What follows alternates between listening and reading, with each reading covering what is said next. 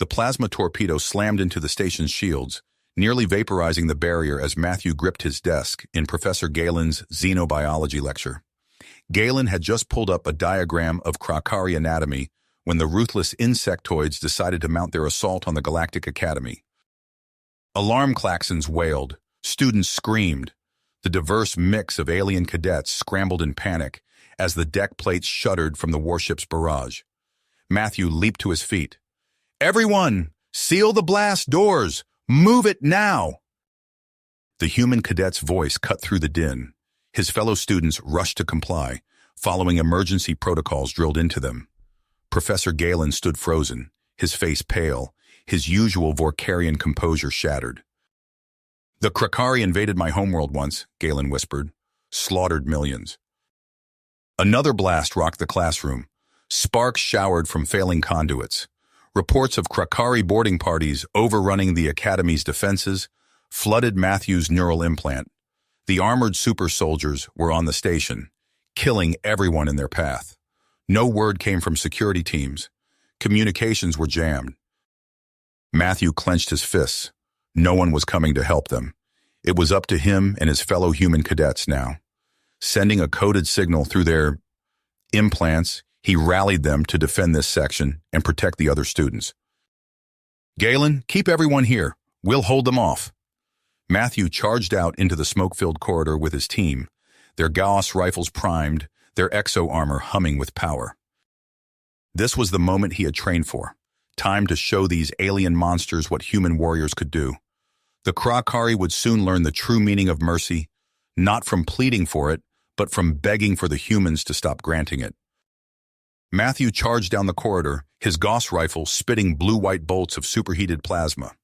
Krakari warriors fell before his onslaught, their carapaces shattered, ichor spraying the bulkheads. His fellow human cadets fought alongside him, a disciplined phalanx of exo-armored warriors pushing deeper into enemy-held territory.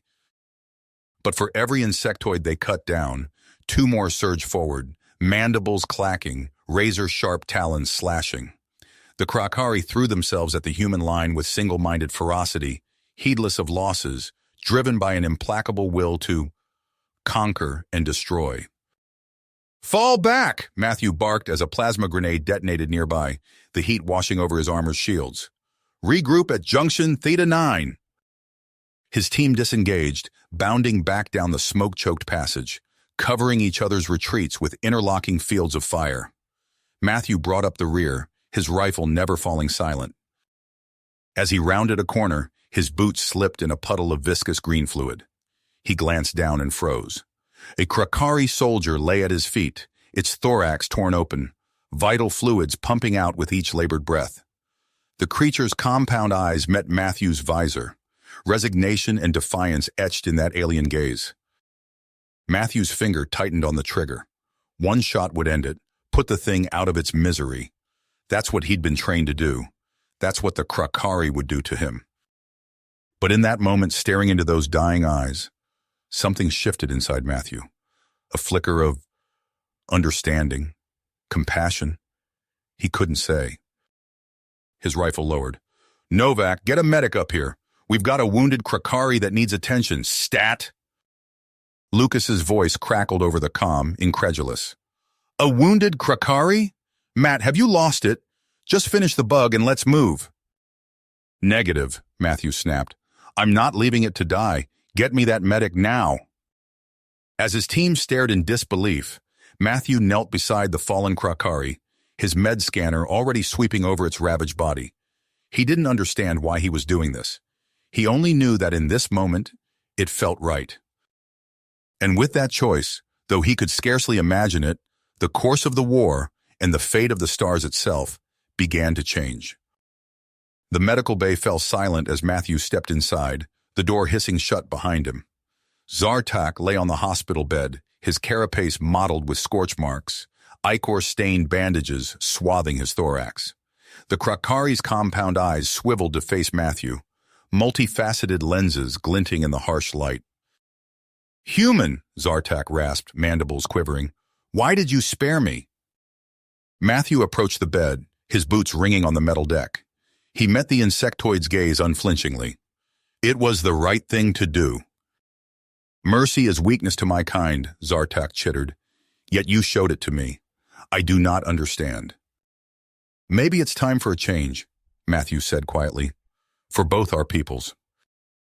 Zartak fell silent, his antennae twitching thoughtfully. Then with a click of mandibles, he spoke again. There are those among the Dominion who question the endless conflict, who dream of a different path. Your act may give them the courage to speak out. Matthew leaned forward, heart pounding. What if we could reach them? Open a dialogue? Prevent this war before it consumes us all? The Krakari soldier's eyes glittered. It would be difficult, dangerous. My kind do not easily set aside our ways.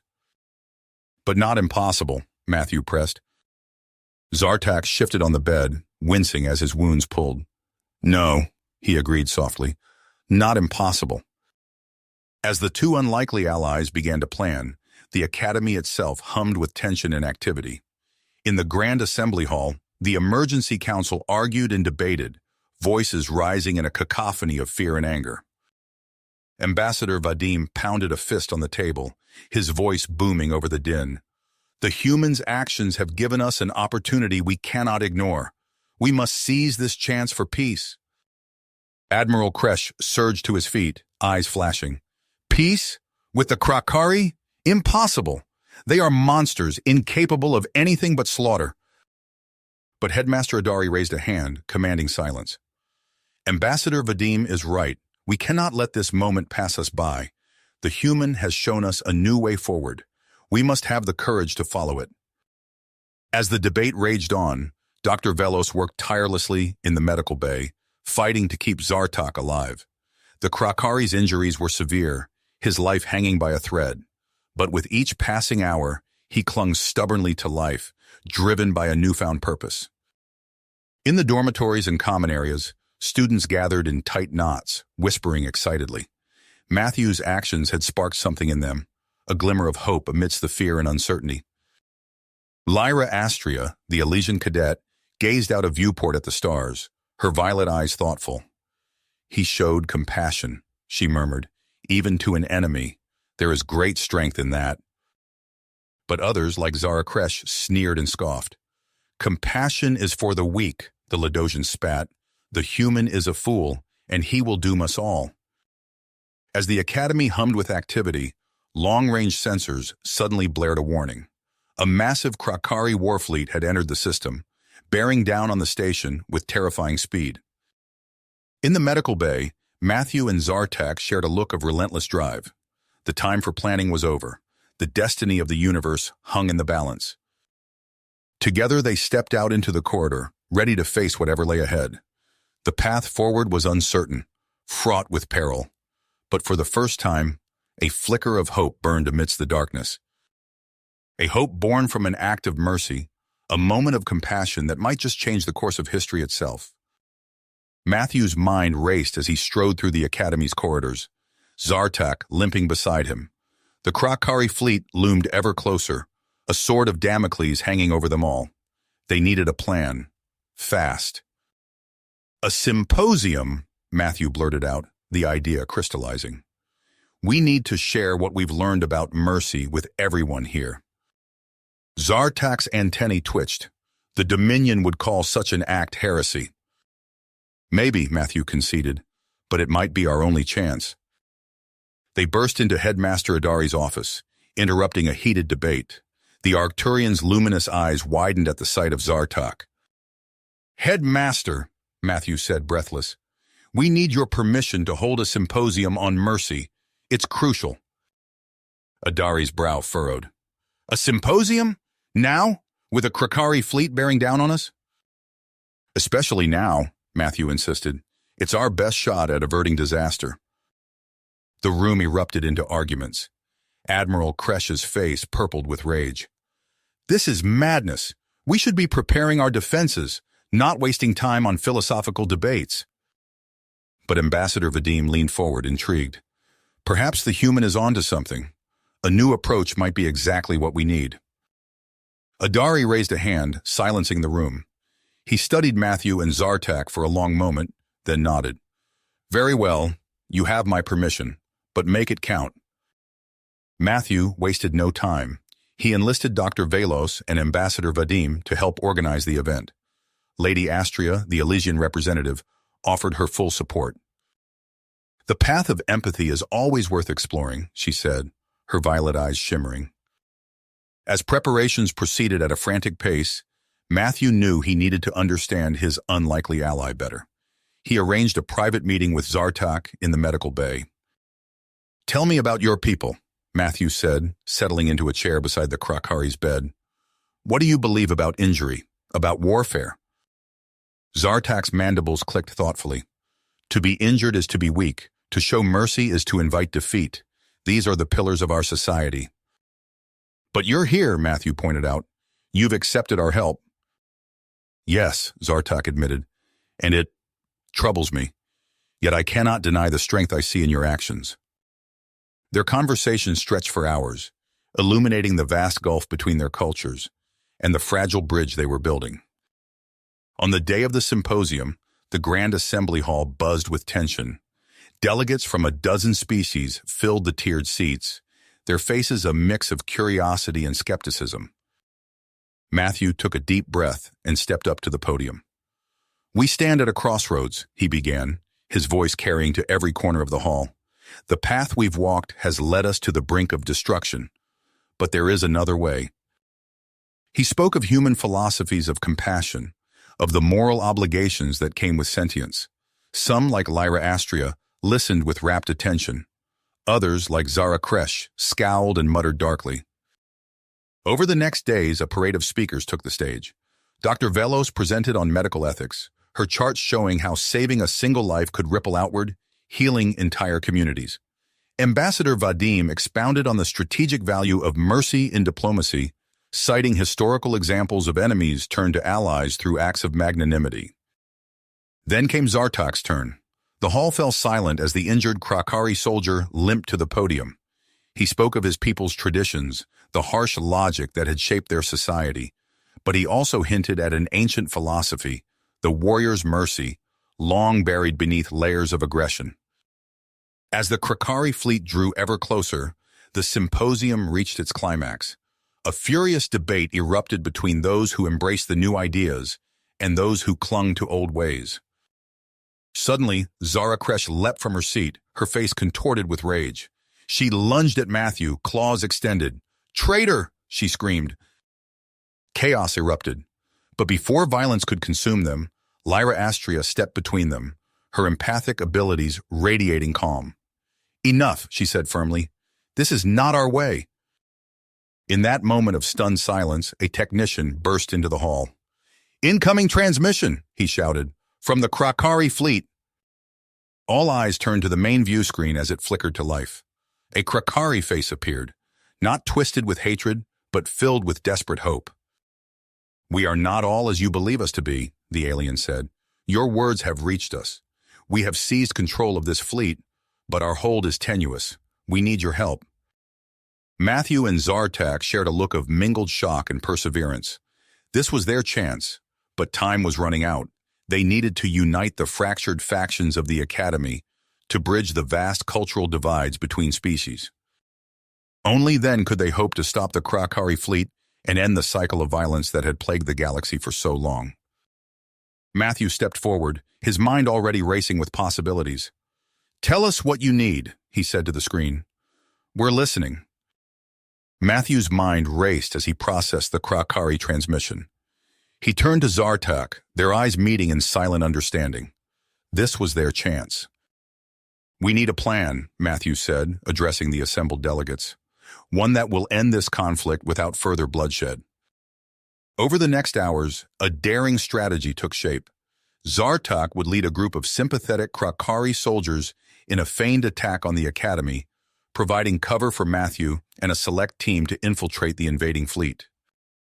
Lyra Astria stepped forward, her violet eyes gleaming with purpose. "I'll contact the Elysian leadership. We have a biotechnology that could turn the tide." As Lyra worked her diplomatic channels, Dr. Velos poured over schematics of Krakari vessels. "If we can introduce the Elysian virus into their command network, we might be able to disrupt their drone warriors." The plan crystallized rapidly. Zartak's staged assault launched, drawing the attention of the incoming armada. Matthew, along with a hand-picked squad of cadets, slipped away in a stealth shuttle. As they approached the Krakari fleet, Matthew's breath caught in his throat.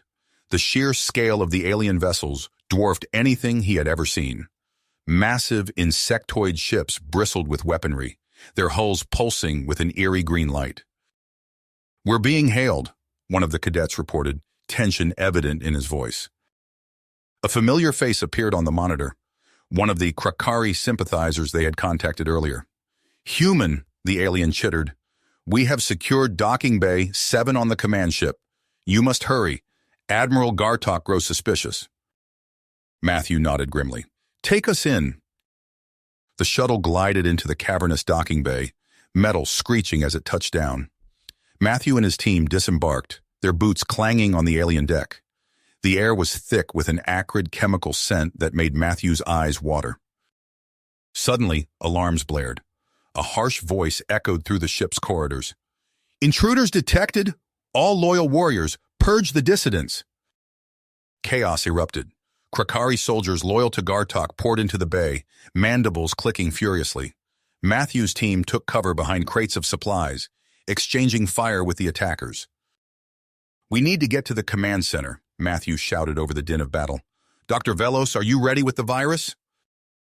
The doctor's voice crackled over the comm. "Affirmative, but you'll need to manually override their firewalls to introduce it." Matthew gritted his teeth. They had to push forward. He signaled to his team, and they advanced, fighting their way through the twisting corridors of the Krakari vessel. Back at the academy, Zartak's ruse had devolved into genuine combat. Loyalist Krakari forces, realizing the deception, turned on their rebel brethren. The space around the station lit up with weapons fire. Lyra Astria, having secured the Elysian virus, raced to join the fray. As she rounded a corner, she came face to face with Zara Kresh and a squad of Ladosian warriors. Zara's eyes narrowed. "Step aside, Elysian. We're going to end this foolishness once and for all." Lyra stood her ground, her empathic abilities radiating calm. "There's been enough violence, Zara. This is our chance for peace." For a moment, Zara hesitated, then her face hardened. "Peace is a lie! Attack!" The Ladosians surged forward, but Lyra was ready. Her defensive techniques, honed through years of training, allowed her to evade their strikes. She didn't want to hurt them, only to buy time for Matthew's plan to work. On the Krakari command ship, Matthew and his team finally breached the central control room. Admiral Gartok loomed before them, his massive form dwarfing the human cadets. "You dare to challenge the Dominion?" Gartok roared. "Your species will be eradicated for this insolence." Matthew raised his hands, palms out. "It doesn't have to be this way, Admiral. We can end this conflict here and now." Gartok's mandibles quivered with rage. "Never!" As the Admiral lunged forward, Matthew dove for the central console. His fingers flew over the alien controls, desperately trying to disable the firewalls. Gartok's claws raked across his back, tearing through his uniform. With a final, desperate keystroke, Matthew uploaded the virus. The ship's systems flickered, then went dark. When emergency power kicked in, the drone warriors stood motionless, their connection to the hive mind severed. Gartok staggered back, his compound eyes wide with disbelief. "What have you done?" Matthew straightened, ignoring the pain of his injuries. "I've given us all a chance at a new future. The choice is yours, Admiral. Continue this war and watch your forces crumble, or accept our offer of peace." For a long moment, silence reigned. Then, with a sound like grinding stone, Gartok lowered his head. "I yield." As word of the Admiral's surrender spread, the fighting began to subside. Zara Kresh, her Ladosian strike team surrounded by Academy defenders, threw down her weapons in frustration. In the aftermath, Matthew found himself in Headmaster Adari's office once more. The Arcturian's luminous eyes studied him intently. "You've done the impossible, Cadet," Adari said, "but our work is far from finished." Matthew nodded, feeling the weight of responsibility settle on his shoulders. "What happens now, sir?" Adari gestured to the window, where ships from a dozen species now orbited the Academy.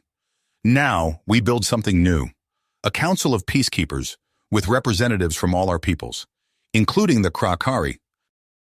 As if on cue, Zartok entered the office, followed by Lyra Astria. The unlikely allies gathered around Adari's desk, each bringing their unique perspective to the challenge ahead. Matthew took a deep breath, his mind already turning to the monumental task before them.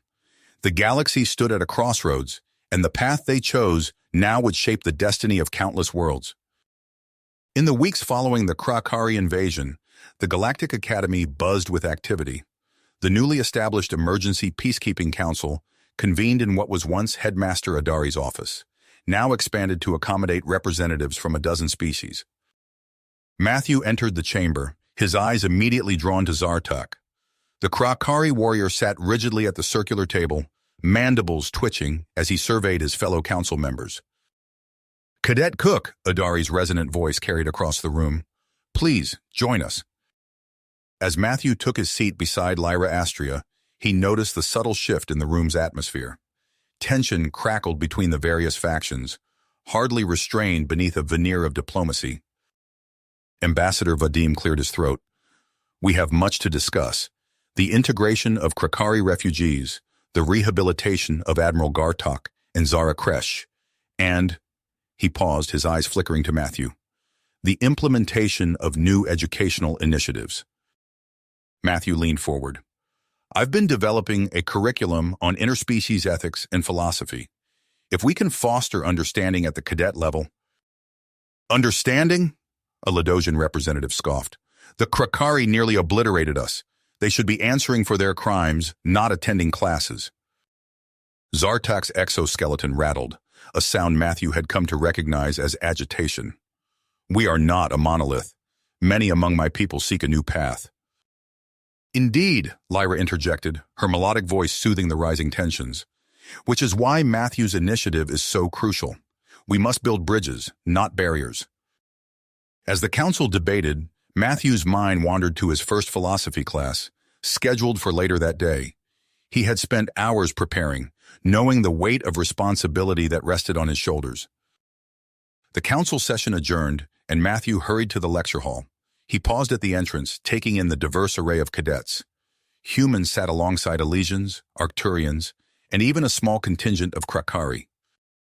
One Krakari in particular caught his eye.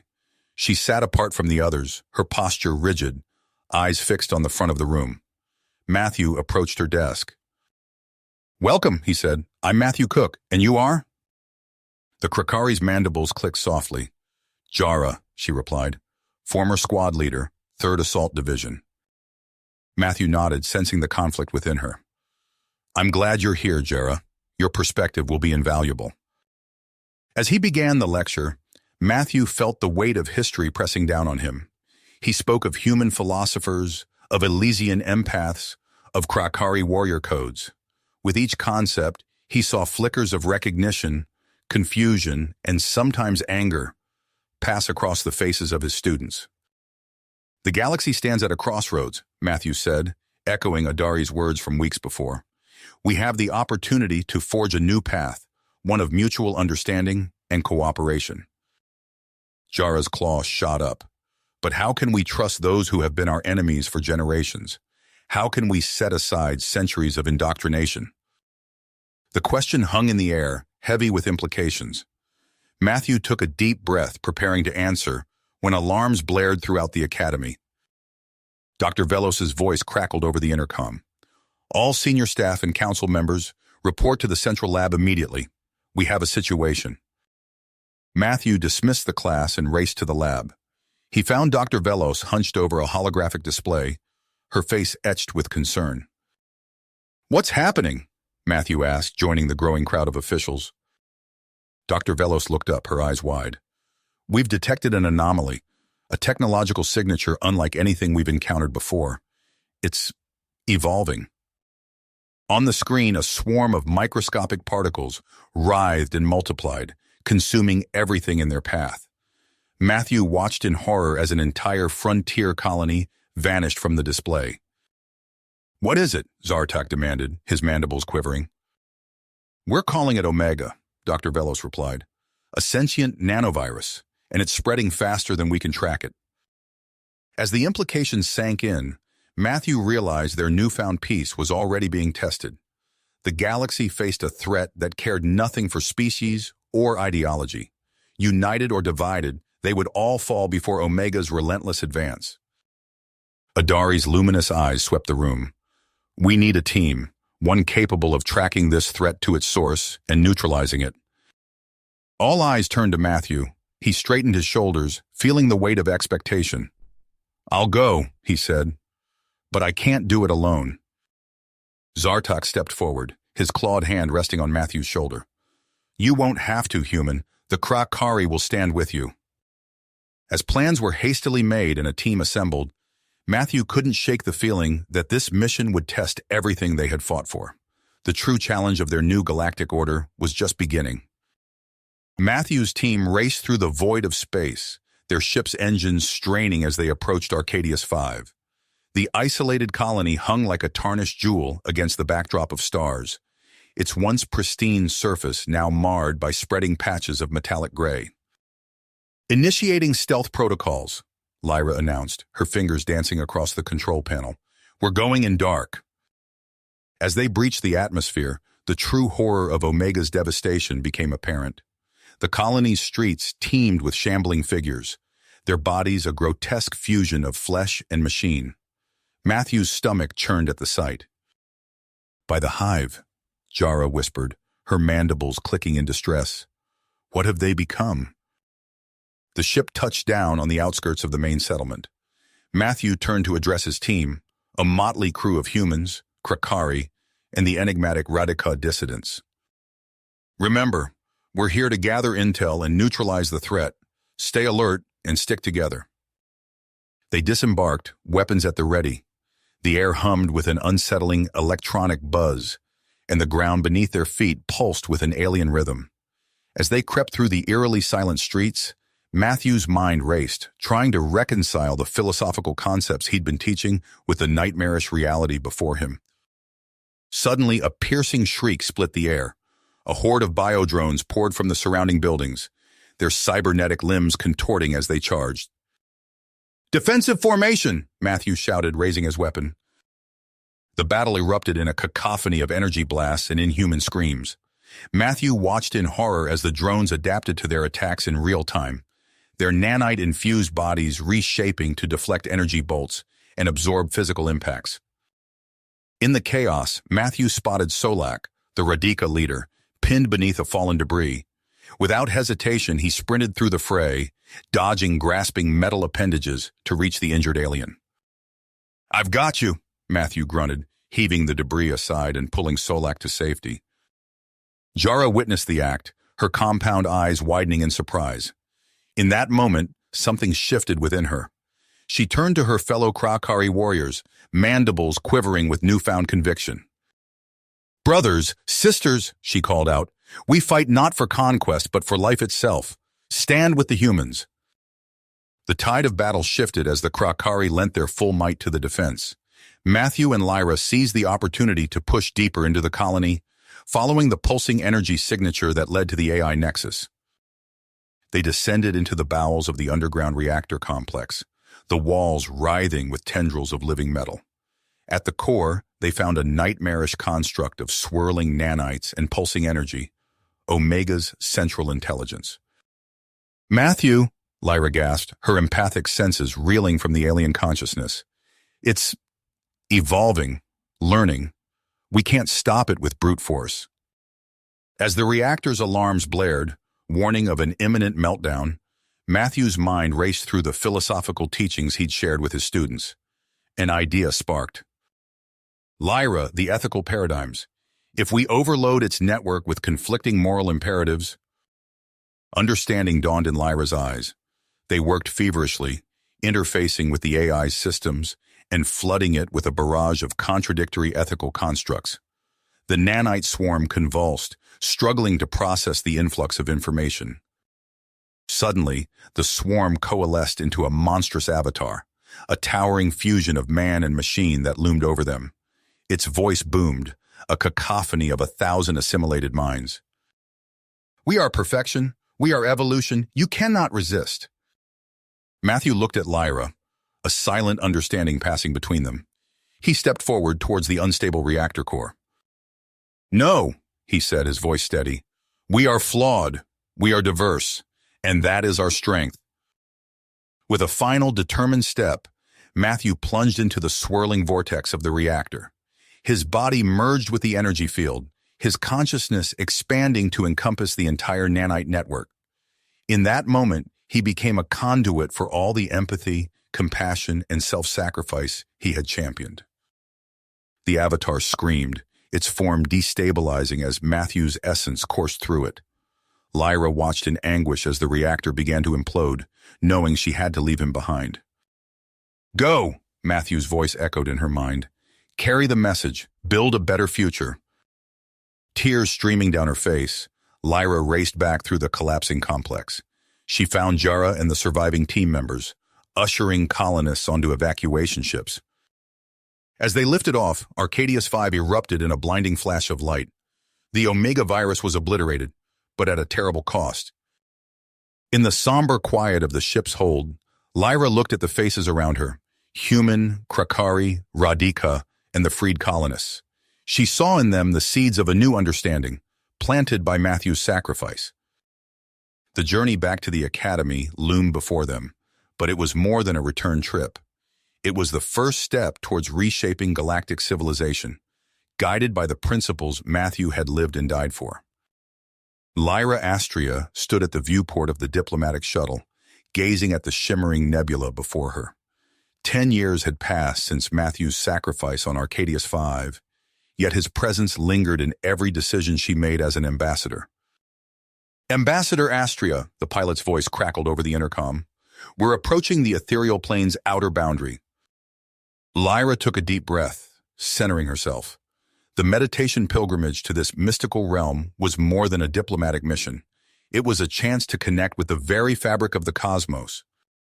As the shuttle penetrated the gossamer veil, separating normal space from the ethereal plane, reality itself seemed to ripple around them. Lyra felt a familiar presence brush against her mind, warm and comforting. Matthew, she whispered, her eyes widening. The shuttle touched down on a crystalline platform, suspended in a sea of swirling energy. Lyra disembarked, her robes billowing in etheric currents. She was led to a meditation chamber by silent, translucent beings. Settling into a lotus position, Lyra closed her eyes and opened her mind. The universe expanded within her consciousness, stars and galaxies whirling in cosmic dance. And there, at the center of it all, a presence she knew intimately. Matthew's voice, tinged with wonder, echoed through her mind. Lyra, I never truly left. Tears streamed down Lyra's face as she communed with Matthew's transcendent consciousness. How is this possible? The Omega virus overload. It didn't destroy me. It expanded me.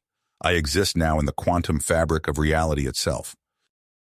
As Lyra absorbed this revelation, a disturbance rippled through the ethereal plane. Matthew's essence recoiled. Danger approaches. The Omega virus, it's not gone. Lyra's eyes snapped open. She stumbled from the chamber, her mind turning. I need to contact the academy immediately. Meanwhile, light years away, Jara crouched in the shadows of a derelict Krakari outpost. Her mandibles clicked softly as she observed the gathering before her. A group of Krakari extremists huddled around a pulsing metallic orb.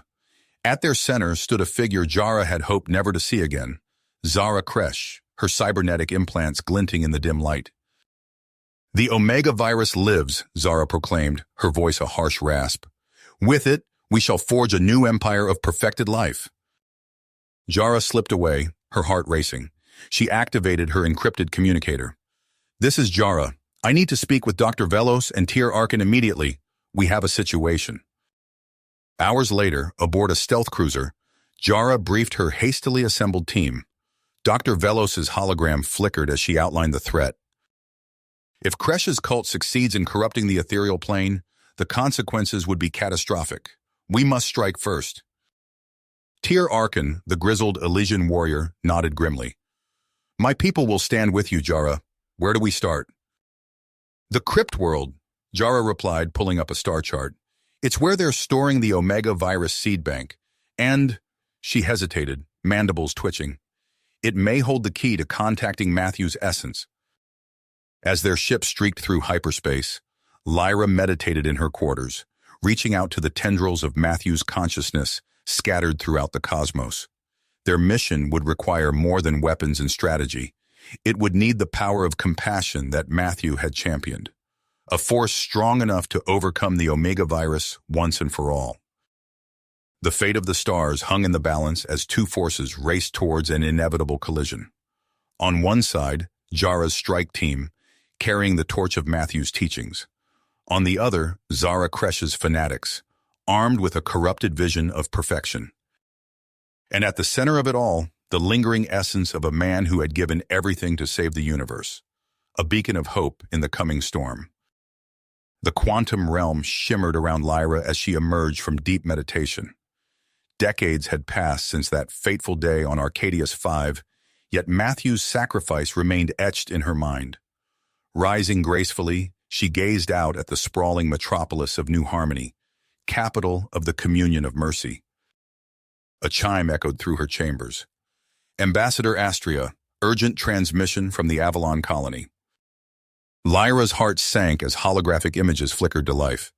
Chaos erupted across Avalon's verdant landscapes as writhing tendrils of inky darkness tore through defensive shields. Screams filled the air as colonists fled before an advancing tide of entropy. "The Void Horde," Lyra whispered, her fingers clenching. Jara's face appeared, mandibles clicking rapidly. "We're overrun. Radika warriors fall by the dozens. We need immediate evac." The transmission cut off abruptly.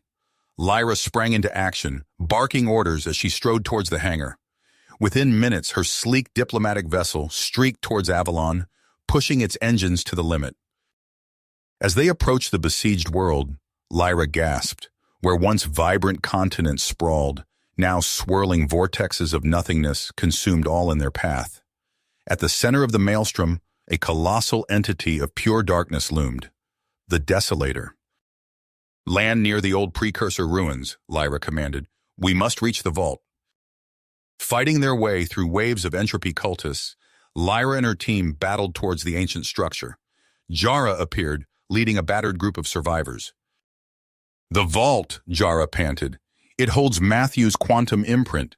We can't let them—" A piercing shriek split the air. Entropy mage assassins materialized, their void-touched forms rippling with malevolent energy. "Flee!" Lyra shouted. "To the meditation retreat!" They ran, dodging blasts of entropic energy that reduced all they touched to cosmic dust. Lyra's mind raced, knowing the Desolator sought Matthew's essence to fuel its nightmarish agenda. After a harrowing escape, Lyra found herself aboard Dr. Velos's isolated research station. The brilliant scientist's eyes glowed with excitement as she outlined her findings. "Matthew's imprint," Velos explained, "it's not just data. It's a living matrix of compassion, capable of reshaping reality itself." Lyra nodded, a plan forming. "Then we must use it. The Desolator seeks to corrupt Matthew's essence. But what if we embrace it instead?" Heart pounding, Lyra stepped into the quantum chamber. As energy coursed through her, she felt Matthew's presence envelop her. Their essences intertwined, merging in a transcendent union that defied the laws of physics. A blinding flash erupted. When it faded, Lyra stood transformed. Radiant energy pulsed from her form. Matthew's infinite compassion made manifest. But across the cosmos, dark mirrors of this power emerged. The Desolator's void hunters, incarnations of pure entropy. As dimensional barriers crumbled, Lyra soared through realities. Vast leviathans of the void clashed with her projections of empathy across galactic spans.